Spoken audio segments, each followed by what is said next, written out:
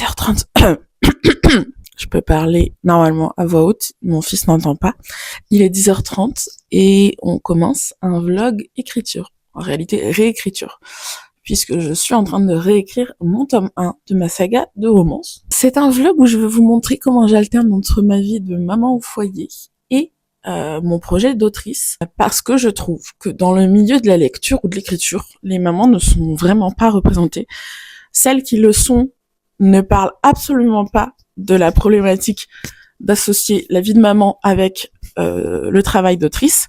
Et celles qui ne le sont pas, c'est pas du tout le même quotidien. C'est-à-dire que, voilà, par exemple, quand on voit des vlogs écriture, des vlogs lecture sur 24 heures d'une femme qui n'a pas d'enfant, on voit bien la différence quand toi t'as des enfants. Du coup, je me suis dit que j'allais vous montrer un petit peu mon quotidien et j'allais essayer de représenter un petit peu ce qui manque sur les réseaux du côté littéraire, même si je ne peux pas représenter toutes les mamans parce que j'ai la chance d'avoir un bébé qui dort. Vous voyez, là, il est 10h30 et mon fils dort. J'ai un gros dormeur, il se réveille, il se couche vers 22h et il se réveille entre 10 et 11h du matin, même si il se réveille pour manger vers 22h, vers 4h du matin et vers 8h du matin.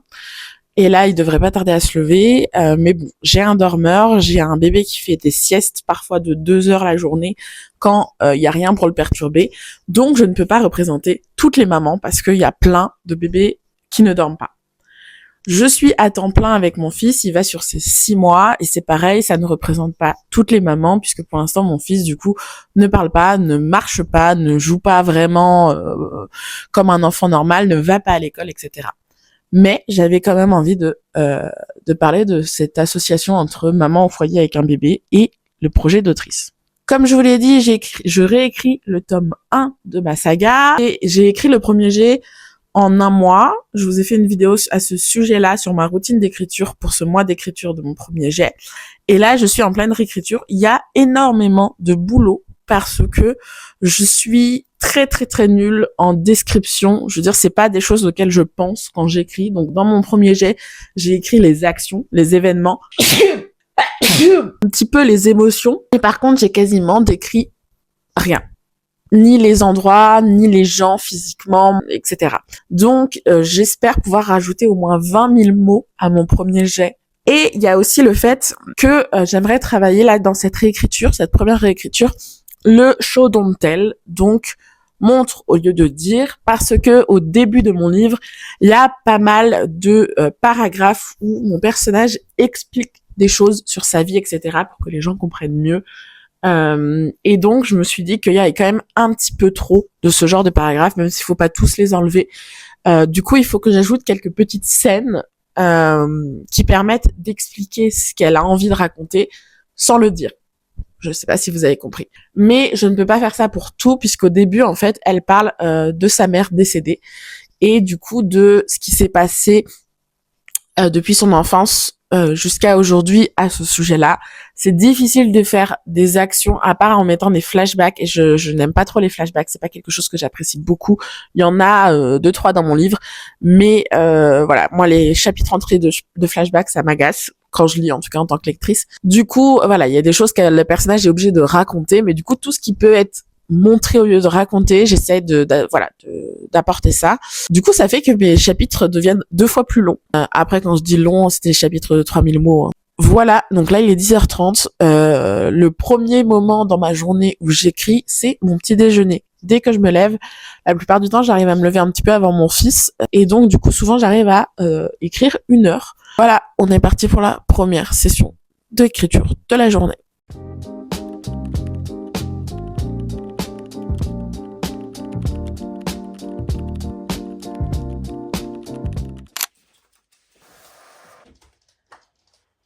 Fait un gros dodo, mon cœur. Oh là là, le gros dodo.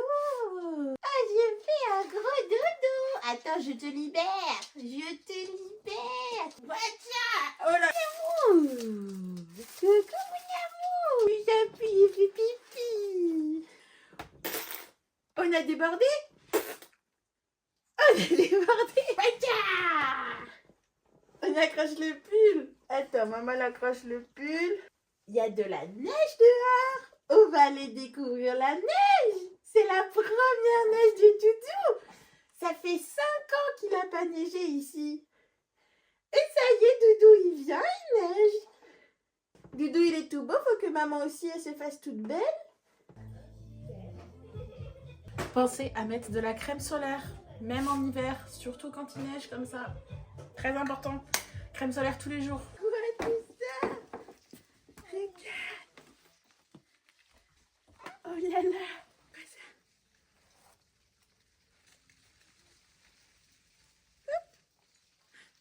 C'est quoi ça? Depuis le 1er janvier, Doudou mange des petits pots, de la compote et des brassées. Il adore manger, c'est un puits sans fond.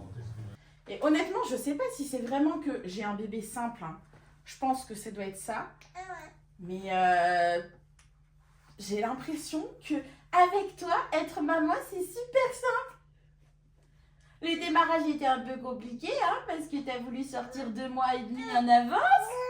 T'as voulu sortir 2 mois et demi en avance, mon amour. Oh, j'en mets partout. Regardez-moi comme j'en mets partout. Ok, il est 14h30. Je viens de coucher Doudou et je me suis fait à manger 2 petites tartines de sardines avec des haricots verts et des poivrons. Je pense que je vais minuter la vidéo en bas pour vous dire quand est-ce que je mets ma casquette de maman, quand est-ce que je mets ma casquette d'autrice, parce que peut-être qu'il y en a d'entre vous qui en ont rien à faire des moments où je montre ma journée avec mon fils, etc. et qui sont vraiment là juste pour la partie écriture. Donc je minuterai comme ça, casquette maman, casquette autrice, je sais pas trop comment je le mettrai, mais je pense que c'est mieux. Moi je sais que je produis le contenu que j'aimerais voir sur les réseaux. Le contenu que je cherche et que je ne trouve pas. C'est pour ça que là, je commence ces vidéos-là. Il est du coup, comme je vous ai dit, 14h30 et ce matin, du coup, j'ai pu écrire à peu près 1 heure et demie. Je suis en train de réécrire mon chapitre 3. Et du coup, pour vous expliquer, vu que l'écriture, c'est ma priorité, d'abord mon fils, ensuite l'écriture et le reste après, là, j'ai le linge propre à ranger et le lave-vaisselle à vider et le balai à passer. Je ne le ferai pas tant que j'aurai pas fini la réécriture de mon chapitre 3. Et c'est pas grave, voilà, il faut savoir lâcher prise. Et je sais que les semaines où je suis toute seule, puisque comme je vous l'ai dit dans la vidéo précédente, si vous le savez pas, mon compagnon s'absente 1 semaine sur 2 à temps plein, donc il est pas là du tout 1 semaine sur 2. Et donc quand je suis toute seule, je m'en fous un peu de à quoi ressemble la maison. Si j'ai pas d'invités, quand j'ai des invités, quand j'ai mes parents, etc., je vais faire un petit coup de rangement. Il y a toujours un moment où mon chien vient de se casser la gueule. Il y a toujours un moment où de toute façon je trouverai le temps de vider le lave-vaisselle, de ranger le linge. Mais en attendant, là, je dois finir de réécrire mon chapitre 3, donc c'est ça qui passe en premier. Je pense que dans 1 heure, j'aurai terminé. On va voir combien de temps Edouard dort. Bon, monsieur a dormi 30 minutes. Et ensuite, j'ai passé 40 minutes à essayer de le rendormir. Il a pas du tout l'intention de se rendormir. Donc ça y est, je dis aux gens que tu dors et tu finis par plus dormir. C'est la malédiction des parents qui disent que leur bébé dort. N'est-ce pas? Du coup, j'ai même pas pu écrire 3 lignes sur mon ordi. Le temps de manger et c'était foutu. Monsieur a 2 petites quenottes là qui sortent devant. Du coup, il a très mal à ses dents. Pourquoi il se comporte autrement? Pourquoi il pense autrement?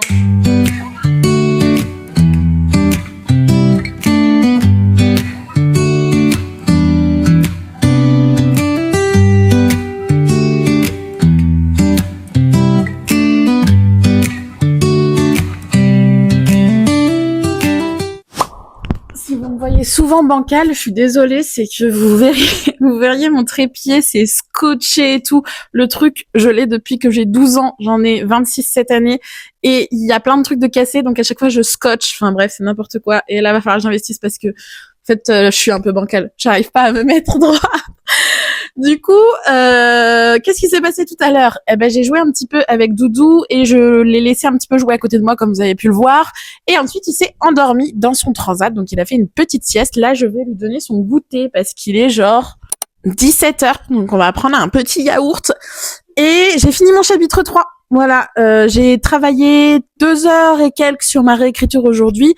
Pour la réécriture, je ne compte pas en mots, je vais compter en heures de travail ou en chapitres faits, parce que je trouve ça ridicule de compter en mots quand on est à la réécriture, parce qu'en fait, moi, je reprends des trucs que j'ai déjà écrits, je les modifie un peu, mais en nombre de mots, ça change pas énormément, et surtout, ça ne veut rien dire, puisqu'on n'est pas là pour cracher des mots, on est là pour enjoliver ce qui a déjà été craché. Vous voyez, on est là pour mâcher ce qui a été craché, en gros. Je sais pas comment expliquer, mais du coup, ça n'a aucun sens de compter en mots. Donc voilà, je compte en heures ou en chapitres. J'ai fait 2 heures aujourd'hui. En tout, j'ai travaillé à peu près 6 heures sur cette réécriture pour l'instant, et j'ai réécrit 3 chapitres. Voilà où on en est. J'ai décidé que dans cette fin de vlog, j'allais vous pitcher mon histoire pour que, pour la suite, vous puissiez avoir une petite idée, parce que, encore une fois, je fais le contenu que je ne vois pas sur les réseaux, et à chaque fois qu'on parle d'écriture, les autrices ou les auteurs ne parlent pas de leur histoire. Et ok, c'est cool, mais si vous me suivez sur des heures et des heures de contenu, c'est quand même cool de savoir ce que j'écris. Qu'est-ce que ça va être? Évidemment, je vais pas vous spoiler, bien sûr, mais je vais vous donner les 2-3 infos que vous pourrez avoir dans le résumé de l'histoire. Dans ce tome 1, on suit Jade, qui est une jeune étudiante de 21 ans, et elle a une vie assez classique. Elle est très habituée à ses routines, à son quotidien. Et à un moment donné, elle va rencontrer un garçon assez mystérieux et agaçant qui va arriver sur son chemin plusieurs fois. Et en fait, au fur et à mesure, on va découvrir que ce garçon-là a été embauché pour être son garde du corps. Alors, vous inquiétez pas, c'est pas un spoil, on le sait dès le début, nous, en tant que lecteurs, que c'est son garde du corps, c'est elle qui n'est pas au courant. Et voilà, et on va découvrir pourquoi son père a eu besoin d'embaucher un garde du corps pour sa fille, alors que normalement c'est un petit informaticien qui est juste voilà un petit chef d'entreprise normal. Pourquoi il y a besoin d'un garde du corps? Ce garde du corps là qui devait rester dans l'ombre et ne pas s'approcher d'elle, eh ben pourquoi il s'approche d'elle? Et pourquoi elle peut reconnaître son visage, reconnaître son prénom, etc.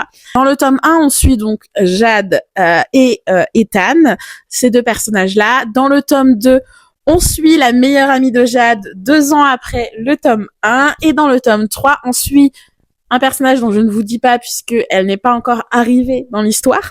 Et ce sera encore 2 ans après le tome 2. Donc voilà, au début ça devait être une duologie. Et puis en planifiant mon tome 2, j'ai découvert un personnage que j'affectionnais beaucoup et je voulais écrire son histoire. Donc nous avons le tome 3. J'adore ce genre de saga de romance, c'est de la new romance, new adult. Et j'adore ça parce que je trouve que c'est un modèle qui fonctionne. J'ai adoré plein de sagas. On a les Windy City, on a les frères Eyes, on a plein de sagas comme ça où dans chaque tome on découvre un autre personnage, mais que c'est dans le même univers, c'est dans la même famille ou dans le même groupe d'amis, etc. Je trouve ça trop cool. Et vu que cette première trilogie, c'est vraiment pour me comprendre en tant qu'autrice, voir comment je fonctionne, créer des routines, etc., j'avais envie de faire un truc où je sais que ça fonctionne au niveau du modèle. Ça transcende pas, ça change pas de ouf, mais je sais que ça fonctionne. Après, vous allez voir, normalement, j'essaie vraiment d'apporter du nouveau via mes personnages, via les détails sur mes personnages, les histoires de mes personnages, via les sujets abordés. Sans vous spoiler, le tome 1, on parle beaucoup d'intelligence émotionnelle, quelque chose dont on ne parle pas souvent, je trouve. Dans le tome 2, on va parler de stress post-traumatique. Et dans le tome 3, on va parler de reconstruction après un stress post-traumatique et après un traumatisme. Tout ça, ça va être abordé dans les 3 tomes. Et il y a plein de trucs en parallèle. J'aimerais aborder la neurodivergence. J'aimerais aborder plein de choses psychologiques. Dans tous les cas, mon projet au long terme, c'est vraiment d'écrire des romans qui ont des sujets vraiment particuliers. J'ai plein d'idées en tête pour aborder plein de choses qui, je trouve, peuvent être abordées dans la romance et être calées.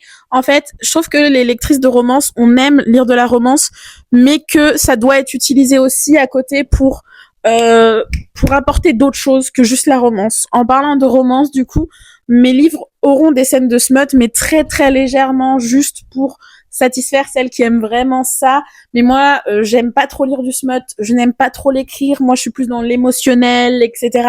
Donc, vous allez voir, normalement, mes scènes de smut vont changer un petit peu de ce qu'on voit aujourd'hui. Et en tout cas, si vous cherchez du très smutty, ce sera pas chez moi. Moi, ça va être un petit peu plus du psychologique, voilà. Un truc que j'ai vraiment envie de faire dans ma plume aussi, c'est d'être drôle. J'adore rire en lisant un bouquin, mais j'adore quand, en fait, les touches d'humour, elles arrivent genre d'un coup comme ça, tu t'y attends pas et t'es mort de rire. Et je sais que je vais mettre du temps à travailler ça dans ma plume, donc soyez indulgents si au début, voilà, ça va peut-être être un petit peu débutant, un petit peu, voilà. Mais c'est un truc que j'adore.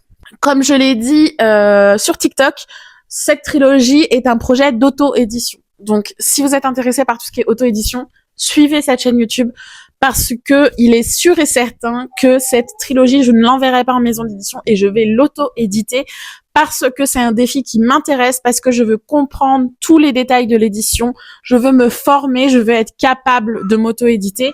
Et ensuite, je veux que cette trilogie me serve en fait de carte de visite.